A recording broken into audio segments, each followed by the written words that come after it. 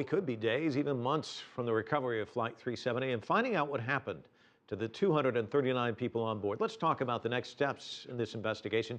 James Hall is an expert on transportation safety and a former chairman of the U.S. National Transportation Safety Board. James, thanks so much for joining us. Thank you. Well, they say that this is the most promising lead to date, but there have been, these families have gone through a lot of their hopes raised and then dashed. Is there even a chance that this might be a false lead in your estimation? Oh, yes. I mean, and there's also the possibility, Mike, that on impact, if the aircraft did crash, that the pinger device was separated from the main wreckage. So we won't know until we find the wreckage. And James, you bring up another interesting point. I saw a weather person on today saying that the cyclone actually passed through this area, so the debris could be very far away from the devices as well. Well, most of the debris, I believe, will have sunk to the bottom of the ocean. So we don't know how the aircraft impacted the water, if it impacted the water at all. But those debris fields will be down. There's not a whole lot of aircraft material that floats.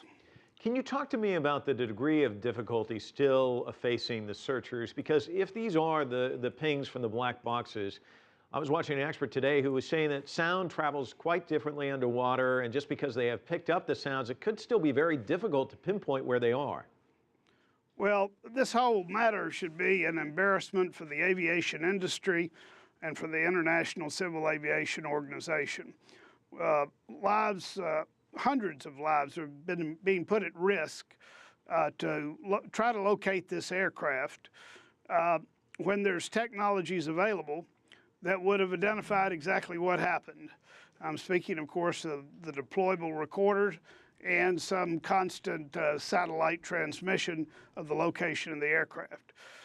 These are economic considerations that the industry has failed to embrace, and now, in honor of these families and the suffering they've gone through, it's time they take action that this never happens again. Well, James, you say it's an embarrassment. So if you were to be the lead investigator or in charge of this whole process, how would you have done things differently then?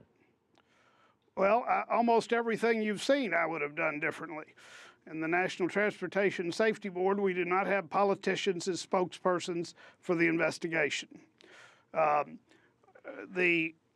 Before facts are put out, the factual information is reviewed with the families, and as soon as transcripts and other information are available, they're made public.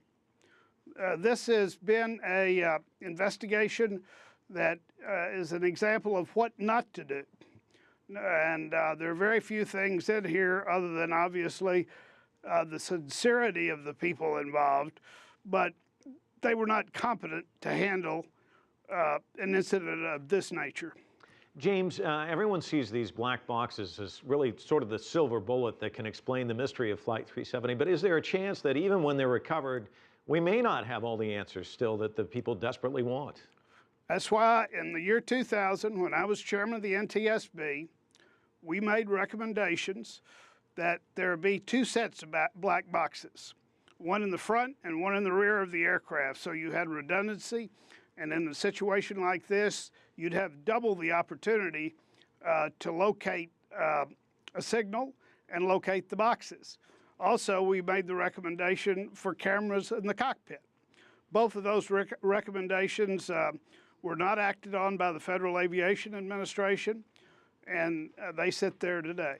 Well, James, I think there are a lot of people out there right now that wish they had done that. Let me ask you one more question before we go, and that is the length of time we're looking at, because we're hearing different numbers. You know, initially it was a month. Now we're hearing maybe it's 45 days, maybe it's another 5 days. How long do you think before these pings just kind of fade away, the batteries die? I have tried to be very honest in all my interviews on this subject. Any of your listeners' idea and guess on that is probably as good as mine.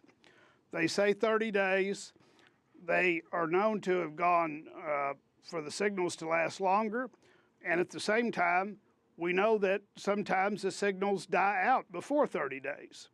So until we are able to answer that question, it really doesn't benefit the families who are sitting here having to watch this, to speculate. Okay, I won't ask you to speculate again, but if, well, I guess in a sense I will. Just briefly, your guess, how long is this process going to take?